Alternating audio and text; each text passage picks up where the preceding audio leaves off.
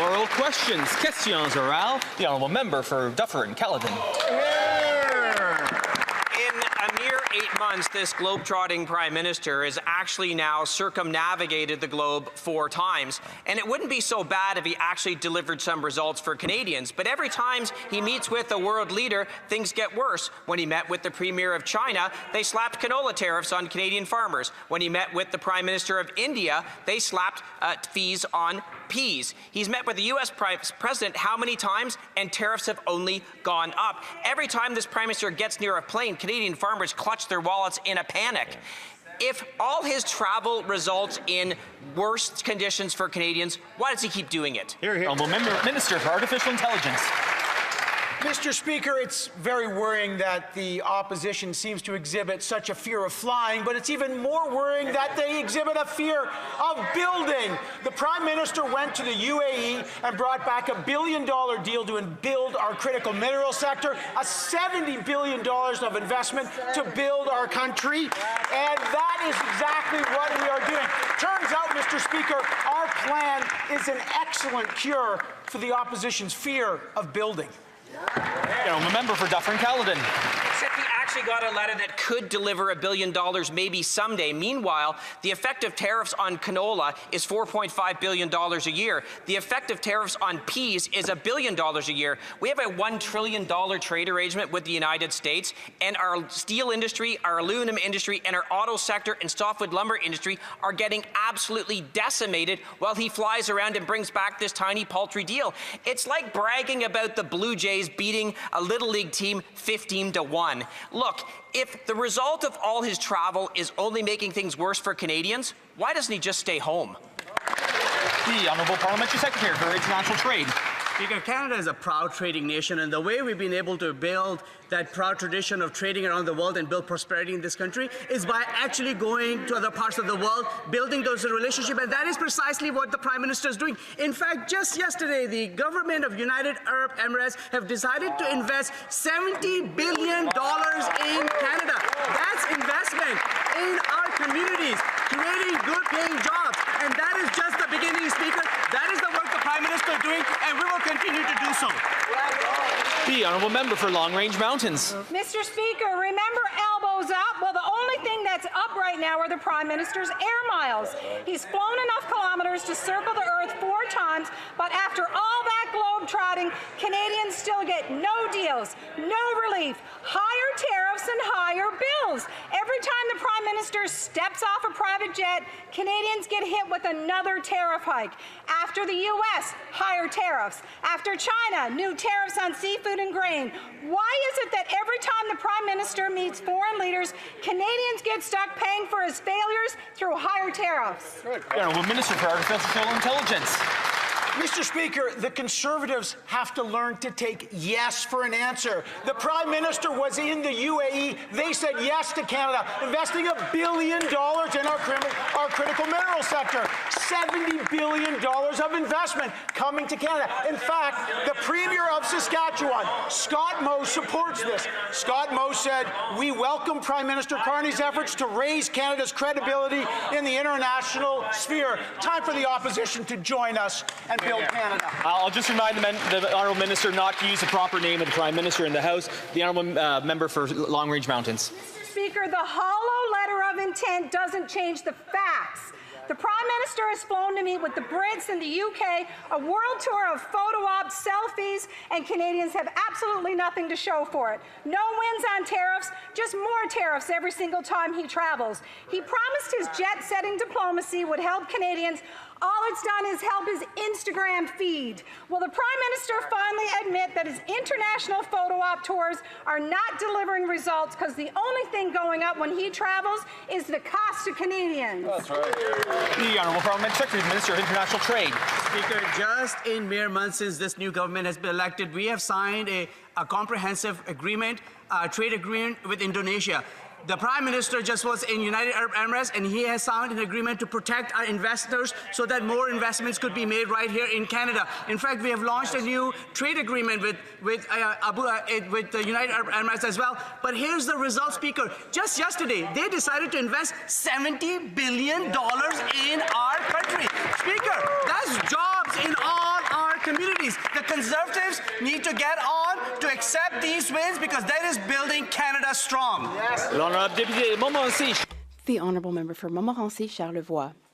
Mr. Speaker, with each trip the Prime Minister takes, Canadians hope that there will finally be some wins, some results, lower tariffs, solid deals, gains for our workers. Yet, after each of his trips, be it to the United States, China, or India, the only thing that increases is tariffs and the bills that Canadian families ultimately pay. Why is it that every time the Prime Minister gets on a plane, tariffs go up with him in the air? Has it not occurred to him to come back onto Canadian soil to lower taxes, to lower tax on gas so that Canadians can finally afford to lead good lives? Thank you, Mr. Speaker. Mr. Speaker, we have lots of good news. The Prime Minister was in the UAE. Deal. $1 billion in our critical mineral sector. Let's think about that. $70 billion in investment to build Canada, to build our infrastructure, to build good jobs here in Canada. That goes along with our plan to build affordable homes, to invest in our defense sector. I don't know why, Mr. Speaker, the opposition cannot take yes for an answer. L'honorable député. The Honourable Member for Montmorency Charlevoix. Mr. Speaker, it just seems that whenever the Prime Minister goes abroad, his former colleagues at Brookfield are never far away. In New York, Brookfield was there. In Singapore, Brookfield was waiting for him. In the UAE this week, well, Brookfield announced a major investment in the same sectors that the Prime Minister says he wants to negotiate. As the coincidences pile up, one thing remains the same. Tariffs in Canada are going up. Will the Prime Minister have the decency to send his travel expense reports to Brookfield directly? Because clearly they're the only ones profiting from his trips. The Honourable Parliament Secretary, the Government House Leader. Yes, so thank you, Mr. Speaker. It's truly amazing. The Conservatives need to refocus their questions. Quite frankly, when it comes to trade and building Canada strong, you have to look at exports that go beyond the United States. Whether it's Indonesia, Korea, the Philippines, the United Emirates, there is a Prime Minister that is working hard for Canadians every day to expand trade opportunities, and that means hundreds of millions of dollars in exports, Mr. Speaker. That is a positive thing. They should be supporting it instead of the ridiculous questions they're asking today. The Honourable Member for Gaspésie, les îles de la Madeleine, Listigouche. Mr. Speaker, the Prime Minister loves to travel, yet he boycotted the Conference of Parties on Climate Change in Brazil. He chose not to attend. Meanwhile, Canada was sanctioned by the whole world for backtracking in the fight against climate change. Canada even earned the Fossil Prize, which usually is earned by petromonarchies. Canada was ranked 61st out of 67 countries for its terrible climate performance. And just when we think Canada has done its worst, it does even worse. Why have the Liberals given up the fight against climate change? The Honourable Parliamentary Secretary. Mr. Speaker, Canada remains committed to the Paris Agreement and the net zero emissions goal by 2050. Canada has grown and become less carbon intensive thanks to better technology, clean energy, and innovative solution. Our climate strategy is based on all that progress, and we are positioning Canadian businesses so that one day they can play a critical role in the global transition toward net zero. Mr. Speaker, we are making progress. Thank you. The Honourable Member for Gaspésie, les îles de la Madeleine, Listigouche. Mr. Speaker, no, we are not making progress in the fight on climate change. Canada is one of the worst performers in the world. Meanwhile, in that context, the Liberals are trying to do even worse. Canada was shamed before the entire world at COP30, and at this time, the government decides to negotiate with Alberta to build a new pipeline out west. After the federal government invested so much in the Trans Mountain pipeline, but it wasn't enough for them. Now they want more pipelines. When will the Liberals stop capitulating to big oil and their gluttony? The Honourable Parliamentary Secretary. Mr. Speaker, as we have done this week, Canada continues to play a critical and constructive role. We had a Canadian delegation at COP30. We worked with our international counterparts, with Indigenous communities, with other levels of government, with civil society, and with union groups and other stakeholders. We're all working together to guarantee that we go from commitment to implementation and action. We will implement all of our Paris objectives. We will have a low-carbon economy which is resilient to climate change. The honourable member for Beauharnois, Salaberry, Soulanges, Huntington. Mr. Speaker, Quebecers don't want another liberal dirty oil pipeline out west. In fact, last summer, often on many days, we had some of the worst air quality in the world because of forest fires. Maybe Albertans have forgotten that Jasper burned down, but we have not forgotten. We have producers, agriculture producers, who are losing their entire crops, their harvests every year because of dysregulated climate. We're already experiencing climate change. Will the Liberals put an end to this new pipeline project? The Honourable Parliamentary Secretary. Thank you, Mr. Speaker. We're investing in some major projects, and in Budget 2025, we've included tax credits for clean energy of 15% for companies like Hydro-Quebec. There's also 17.2 billion over several years for infrastructure like healthcare infrastructure, universities, and CEGEPs. We are working to build strong communities by ensuring that we invest 51 billion over 10 years for places like Uber-Reeves, Charlevoix, and also the shipyard. Mr. Speaker, the Prime Minister is spinning that he negotiated a great deal with the UAE. It's such a great deal that the text is nowhere to be found. No details have been provided, and as far as these so-called investment commitments go, there is no timeline. So, a simple question, on what date can we expect to see the first dollar of investment from the UAE? Just a date, please. The Honourable Secretary of State, Independent Review Agency. Thank you, Mr. Speaker. Mr. Speaker, this may come as a surprise to a party whose leader has never had a job outside of this House, but you actually have to travel the global economy to build relationships to bring investment back to this country. Mr. Speaker, our side is focused on building the strongest economy in the G7. Their side continues with this bizarre line of questioning about the Prime Minister's travel.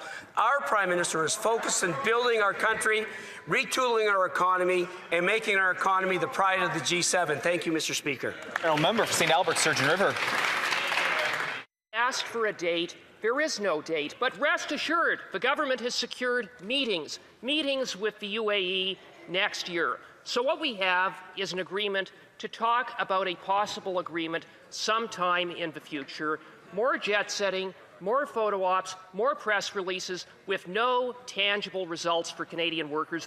Is this the best we can get from the so-called master negotiator? The Honourable Parliamentary Secretary for International Trade. Well, Speaker, I think it's a great day when you hear a foreign government deciding to invest $70 billion in our economy. That is, we're talking about AI, infrastructure, and agriculture to create those jobs. This is about making sure that we can leverage their sovereign fund and our pension funds to create opportunities for our economy right here at home. Like companies like Mila, which is launching a new partnership with the UAE's Technology Innovation Institute, or BlackBerry, Speaker, who signed a partnership with UAE's Cybersecurity Council to strengthen cybersecurity cooperation and infrastructure, or Invest in Canada, which is working with the UAE to partner to identify, explore large-scale investments right. The Honourable Member for York Durham. Mr. Speaker, when Canadians travel, whether it's a holiday with family or a business trip with colleagues, they come back with good memories and maybe a souvenir or two. When the Prime Minister travels, he comes back with something very different, a hangover of tariffs. When he met with the Chinese, more tariffs. When he met with the Indians, more tariffs. And when he met with the Americans, again and again and again, more tariffs on steel, autos, aluminum, forestry, and more. Mr. Speaker, how many more trips does the Prime Minister need before he will acknowledge the simple truth that every farmer, factory worker, and steel worker in the country knows? His policy is failing them. The Honourable Minister for Artificial Intelligence.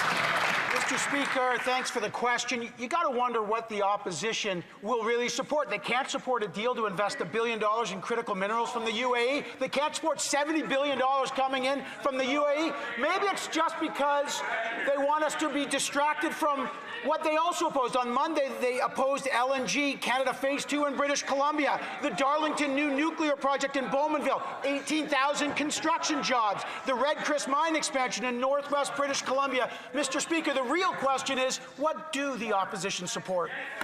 The Honourable Member for York Durham.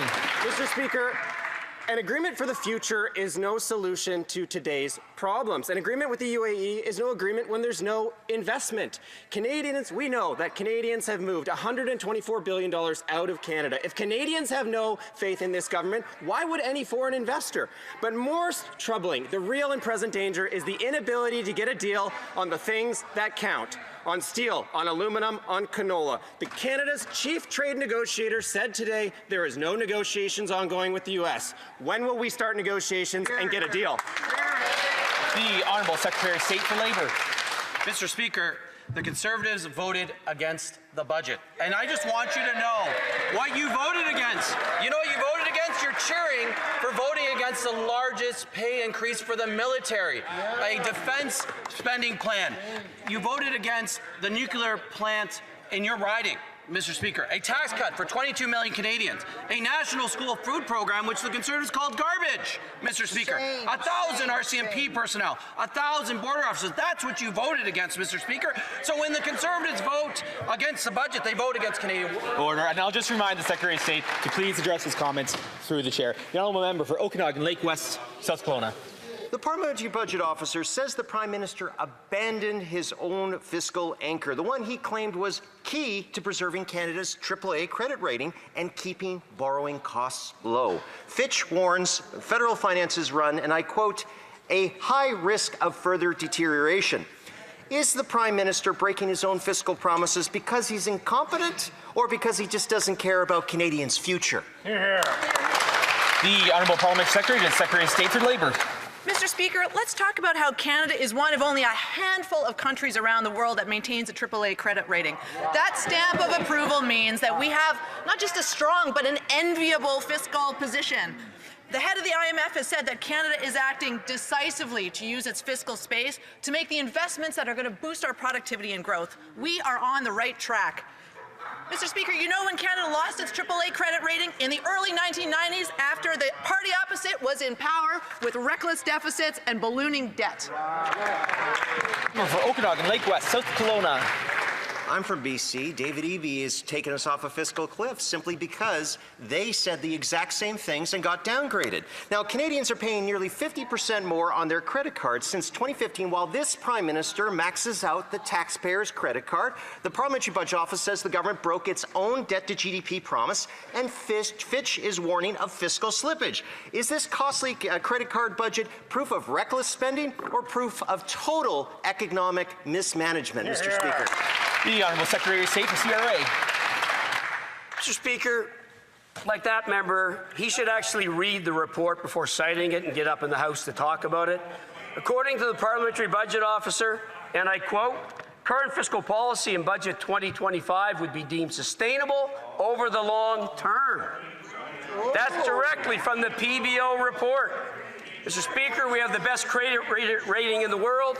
We have the best net debt to GDP in the G7. We're going to use that fiscal firepower to build the strongest economy in the G7. Thank you, Mr. Speaker. The Honourable Member for London Fanshawe. Mr. Speaker, the Prime Minister's costly credit card budget piles today's reckless spending onto tomorrow's taxpayers. After 10 years of Liberal budgets failing to balance themselves, Canadians now put nearly 50% more of their expenses on credit cards. Fitch warns federal finances are at a high risk of further deterioration because this government keeps blowing past their own fiscal anchors. And the fiscal watchdog says there is less than 10% chance they will keep to their spending promises. No wonder this Prime Minister wants to fire him. So how many more fiscal watchdog reports will it take for this Prime Minister to finally rein in on his credit card spending? The Honourable Parliamentary Secretary to the President of the Treasury Board. Mr. Speaker, at every opportunity the opposition had to make life more affordable for Canadians, they failed. They voted against more affordable early learning and childcare, against lower taxes, eliminating the tax on new home purchases, Mr. Speaker. They failed Canadians at every opportunity. The common sense Conservatives, Mr. Speaker, where are they? One member is here, two members behind the curtains.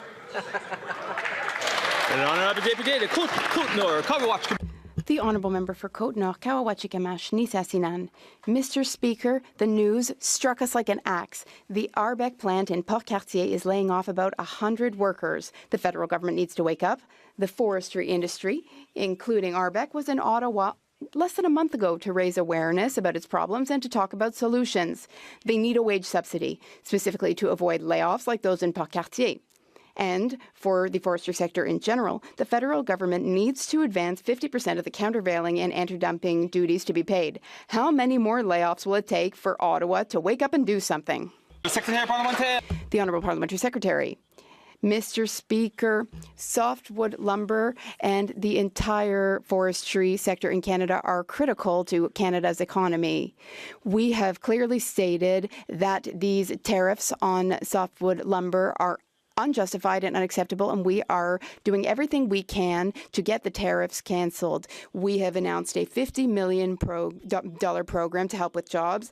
There's our $500 million as well in liquidity, and there will be more announcements and measures in the future to support all workers in our forestry industry. Thank you.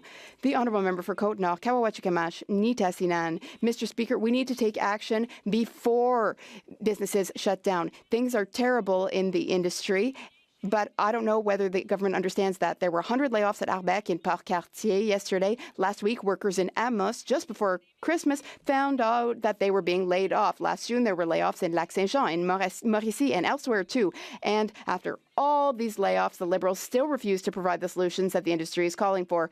They need wage subsidies and they need money to compensate for the Americans' illegal duties. Why are the Liberals still waiting to take action? The Honourable Parliamentary Secretary. Thank you, Mr. Speaker. I don't really understand my colleague's question.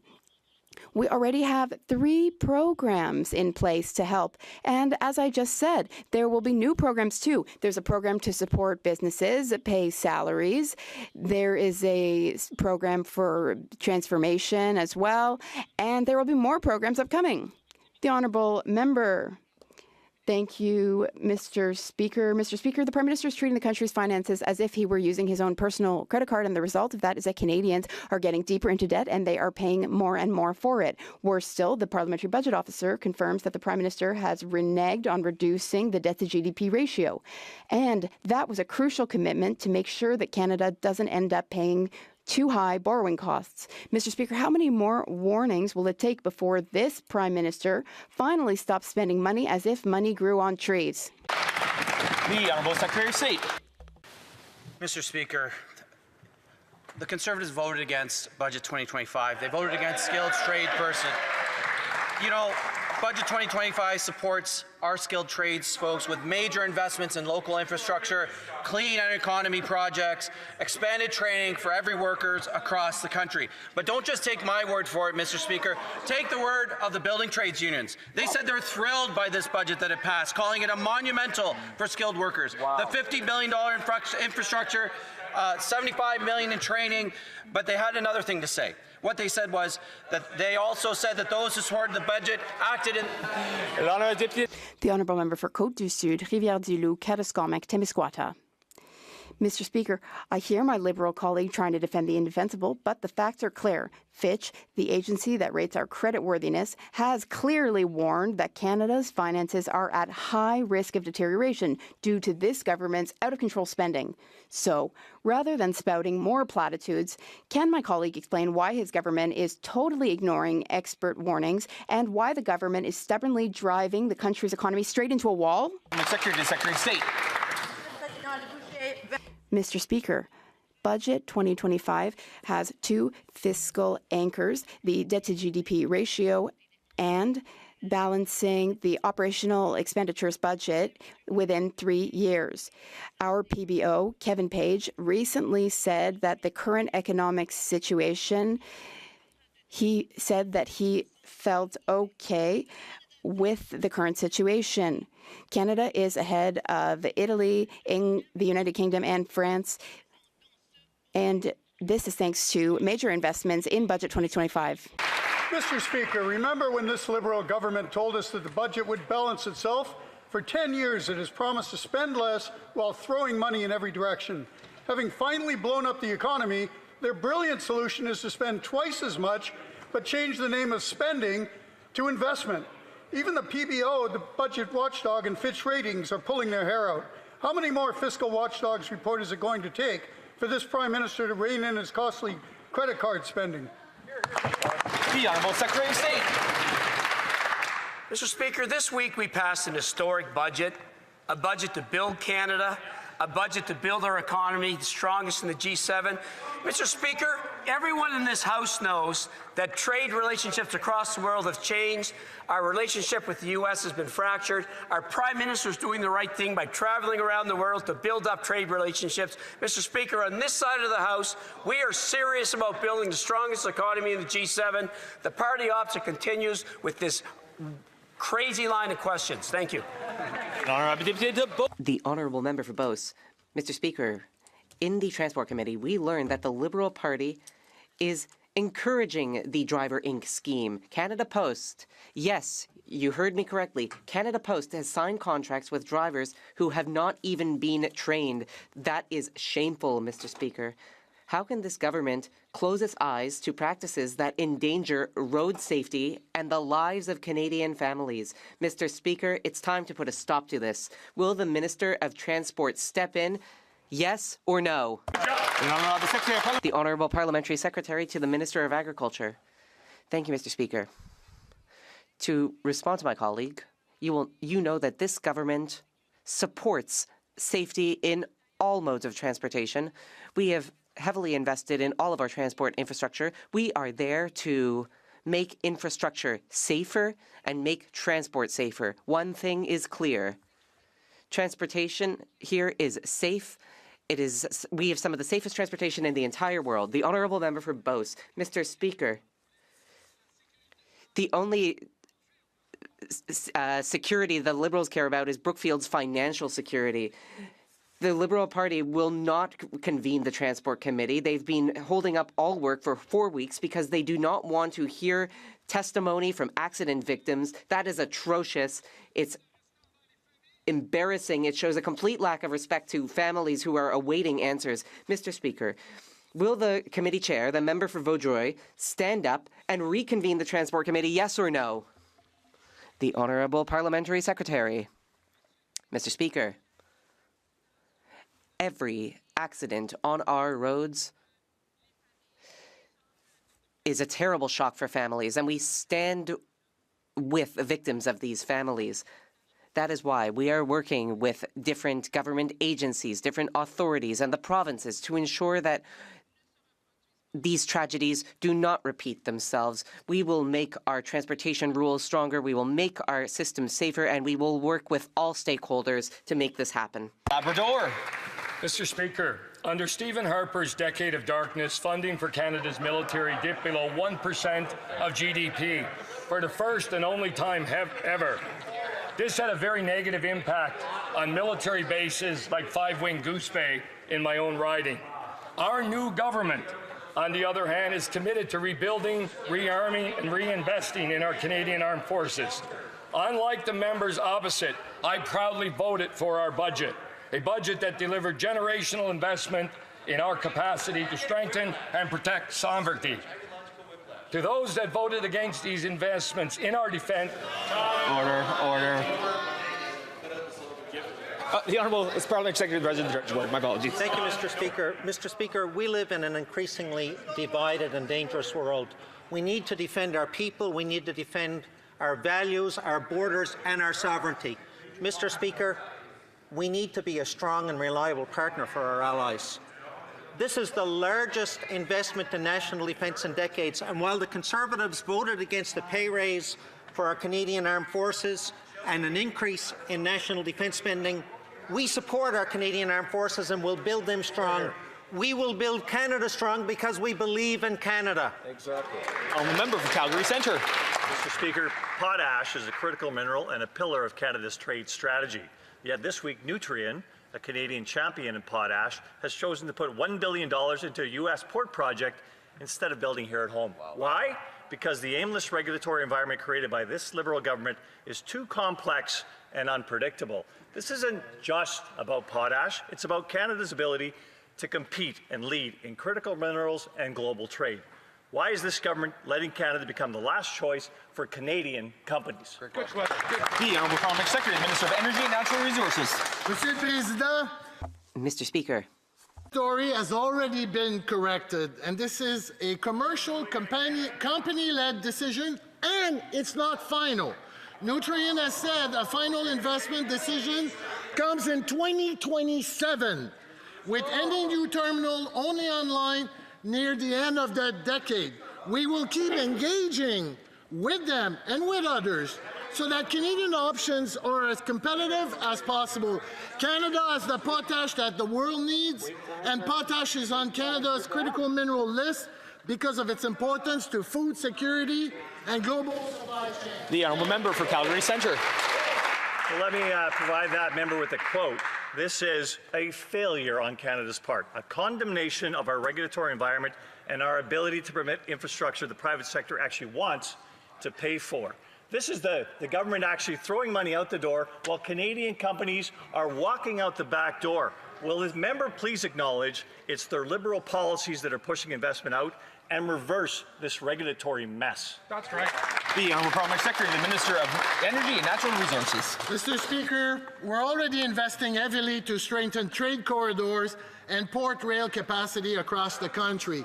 We've all seen all the major announcements in the last few days and in Budget 2025. And it includes major long-term projects to the National Trade Corridor Fund. These investments are aimed exactly at improving reliability, reducing bottleneck, and keeping value chain here in Canada. Thank you, Mr. Speaker. The honourable member for Hamilton East, Stony Creek. This Liberal government is the most expensive in Canadian history. Every dollar the Prime Minister spends comes out of the pockets of hard-working Canadians, driving up the cost of everything. Liberals had a chance to lower food costs for Canadians by scrapping the industrial carbon tax. They chose not to listen to Canadians. They chose to make food more expensive by increasing it. Wow. They mislead and insult Canadians by calling this tax imaginary. Why is the Prime Minister increasing the industrial carbon tax and making food more expensive? Good question. The Honourable Parliamentary Secretary, the Minister of Agriculture. Monsieur le Président, Mr. Speaker, deserve an affordable life and opportunities. And Costco CEO was at the Agriculture Committee yesterday with other grocers. And on the cost of food and the price that influence, the factor that influence the cost of food, guess what they say? They all agree, Mr. Speaker, that the main factor was weather conditions such as drought that we have experienced recently. Also commodity condition and currency. So, Mr. Speaker, to be a responsible government... The honourable member for Hamilton East, Stony Creek. I don't think I can use drought to explain to the Stony Creek Food Bank that which they told me yesterday in the last 2 months, 40% of the people who have needed help were children. Wow. Food prices have risen nearly 40% faster in Canada than the U.S. Liberals had a chance to lower food costs for Canadians by scrapping the fuel tax, but they chose to keep it. It will cost Canadian families up to 17 more cents per litre when they fill their gas tanks. So I ask again, why is the Prime Minister keeping the fuel tax and making food more expensive?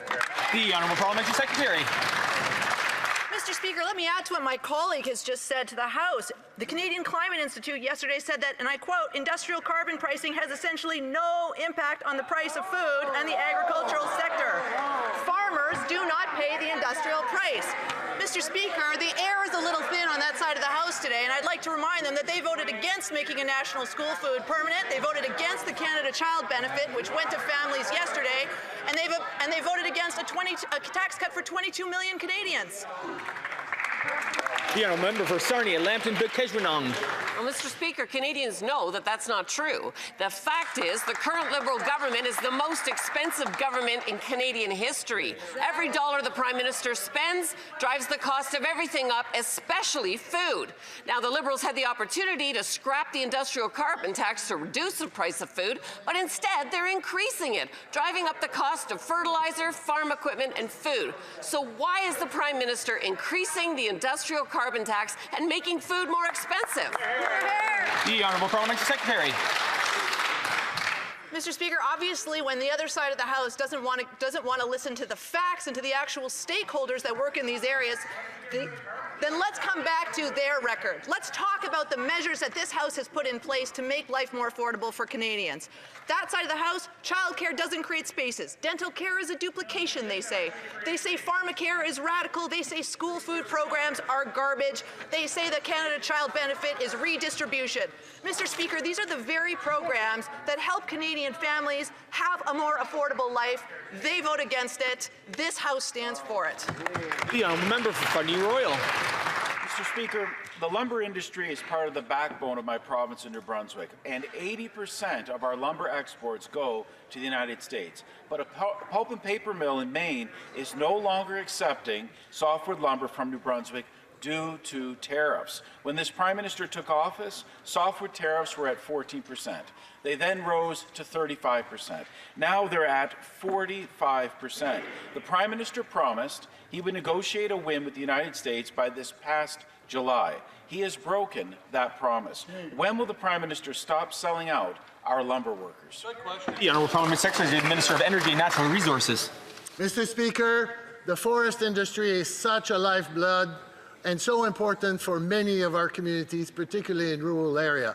That's why we've already announced a series of measures, $700 million for liquidity, $500 million for transformation, $50 million for helping on salary, and we're listening to everyone and everyone in the industry, and I would love to work with my colleague because we plan on announcing more measures to help the industry. Thank you. Order. The Honourable Member for Fundy Royal.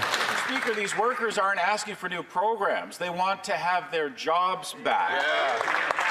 These forestry workers are being left out in the cold by this Prime Minister. He's touring the world while tariffs on softwood lumber have tripled under his watch. The Liberal government isn't helping workers. The only thing they're helping is themselves while Canadians lose jobs and families struggle to make ends meet, pay their bills, or put gas in their cars. When will this Prime Minister show some respect to hardworking Canadians and stop selling out our softwood lumber workers? The Honourable Parliamentary Secretary. Mr. Speaker, we have been very clear how important the softwood lumber industry is for this country and the government. And we will continue to support them while we navigate. The member may not remember that it's been more than 40 years of discussions, tariff, and all kinds of activities with the American side of the House. So he knows this is a long-term dispute, but we will support our workers and our industry. Thank you, Mr. Speaker. The member for Caribou, Prince George. British Columbia used to be the largest producer of softwood in our nation. Since 2015, over 30 mills have closed in British Columbia, 14 in Caribou, Prince George alone. It's been 10 years without a softwood lumber agreement. And these guys, these Liberals, have done nothing but make it worse. Tens of thousands of jobs have been lost. Just last week in Caribou, Prince George, another mill closure. 165 jobs lost in Hunter Mill House. Wow. 165 gone because of their Liberal incompetence. When will the Prime Minister finally do his job and realize that forestry matters? Parliament Secretary. Mr. Speaker, there are some people in this House have historical amnesia. It's been 40 years since we've had problems with the American market for trades on forest. I feel terribly sorry. We feel sorry for the families that are affected by this. We will continue to do everything we can to support them, and we're actively working and hoping for a deal in the future with the Americans. Thank you, Mr. Speaker. Member for Caribou, Prince George. In 2006, our former Conservative government put to bed the longest trade war with the U.S. government. We negotiated a one-year grace period, which these guys wasted. We're tired of waiting 10 years, tens of thousands of jobs lost. Our forestry workers, they don't need more programs, more handouts. They don't need charity. They need their jobs. When will they wake up and realize that forestry matters? That's right. The Honourable Parliamentary Secretary, the Minister responsible for Canada, U.S. Trade. Speaker, I'd like the member to know that our government knows that forestry matters. These tariffs on Canadian softwood lumber are unjustified. We're working at every level to fix this dispute. In the meantime, our government's going to continue supporting workers. We're going to prioritize Canadian materials in construction, and we're going to change federal procurement process to procure Canadian lumber. We'll continue to support Canadian workers and industries with Canadian products. Let's work together. The honourable member for Beauport-Limoilou.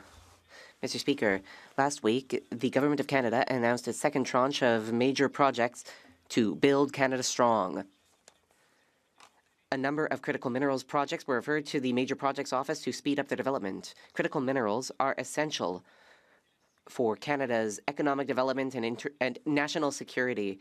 Can the Parliamentary Secretary to the Minister of Energy and Natural Resources tell us more about one of these projects in particular, the Nouveau Monde Graphite Project in Quebec?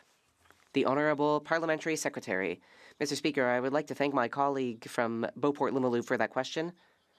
I actually took part in this announcement, and I have met with people from Nouveau Monde Graphite at various points in the past. It will bring lots of economic benefits to Quebec, especially to the Quebec battery sector.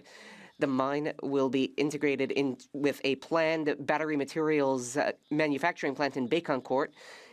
This will make the Canadian economy more resilient and speed up our green shift. It will create more than 1,000 jobs and bring over $1.8 billion of investment to Quebec. Our government is building a strong and prosperous economy. Parkland. Mr. Speaker, a new 1 million barrel a day pipeline will mean $5 billion in additional royalties every year.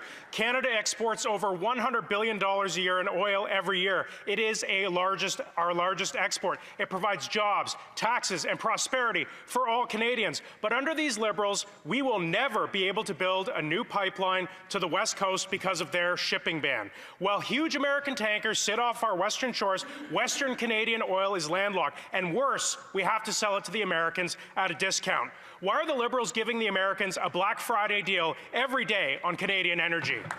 The Honourable Parliament Secretary, the Minister of Energy and Natural Resources. Mr. Speaker, we have an incredible opportunity. Leading energy superpower in both clean and conventional energy. This government was elected to deliver bold nation-building projects that strengthen our economy, reinforce Canadian autonomy, and advance Indigenous prosperity while contributing to clean growth and Canada's climate objective. Yes, friends from the Conservative Party, we can do both. We're willing to work with all provinces and Indigenous community and Alberta to achieve these shared objectives. Thank you, Mr. The Honourable Member for Parkland. Well, Mr. Speaker, talk is cheap every day that these Liberals keep their shipping ban in place. The best way to protect and grow Canada's economy is to lift the Liberal shipping ban and start exporting our oil to markets other than the United States. The Liberal shipping ban prevents Canada from building a major new oil pipeline to the West Coast to reach energy-starved Asian markets. The shipping ban costs us tens of thousands of jobs and billions in additional revenue every year. Under these Liberals, every day is Black Friday for Americans buying our cheap energy. Why are the Liberals handing the Americans yet another win by blocking our biggest export? The Honourable Secretary of State.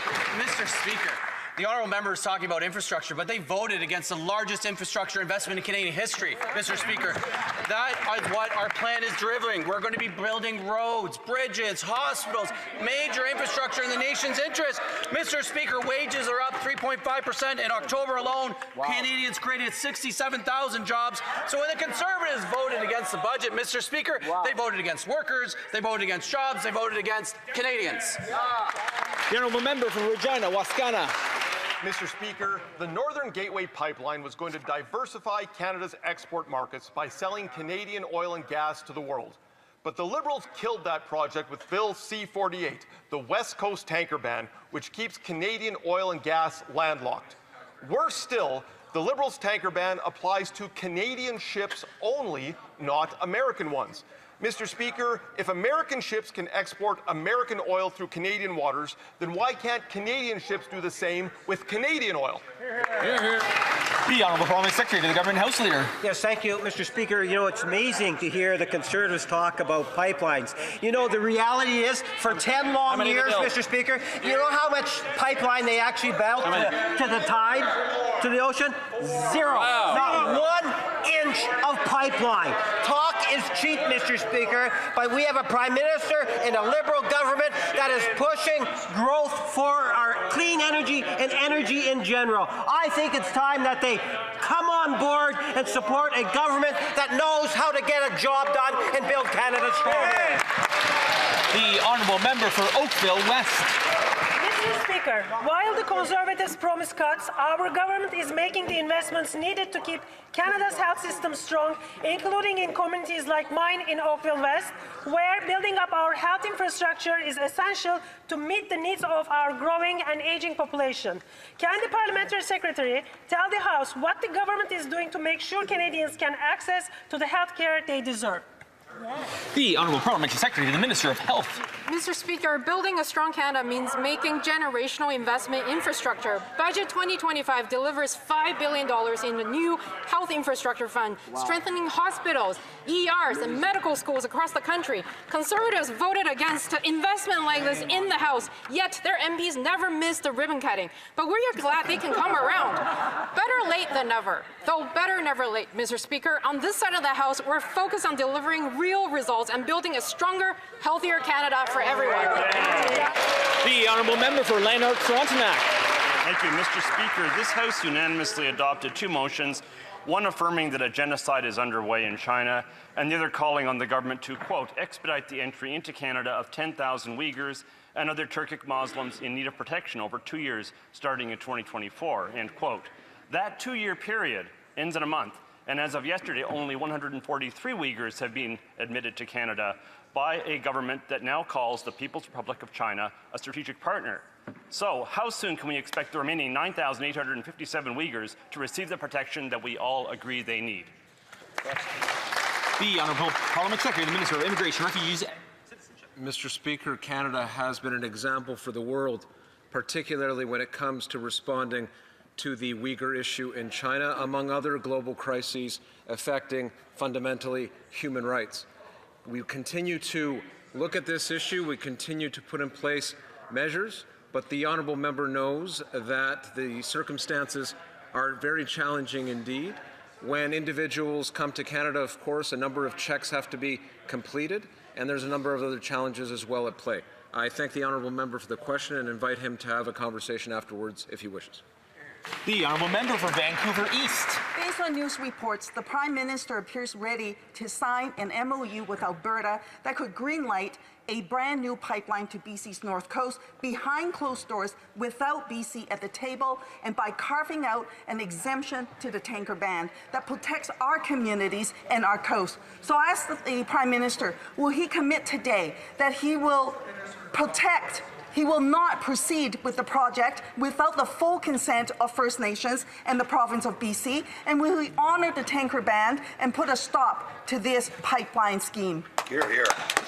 The Honourable Parliament Secretary, the Minister of Energy and Natural Resources. Mr. Speaker, we're having very productive conversation with Premier AB about the responsibly advancing major project. By the way, BC has already seen the highest number of projects move forward of any province. Any additional energy infrastructure in BC that is approved will be considered with direct input from both the provincial government and the Indigenous community. Thank you, Mr. Speaker. The Honourable Member for Saanich Gulf Islands.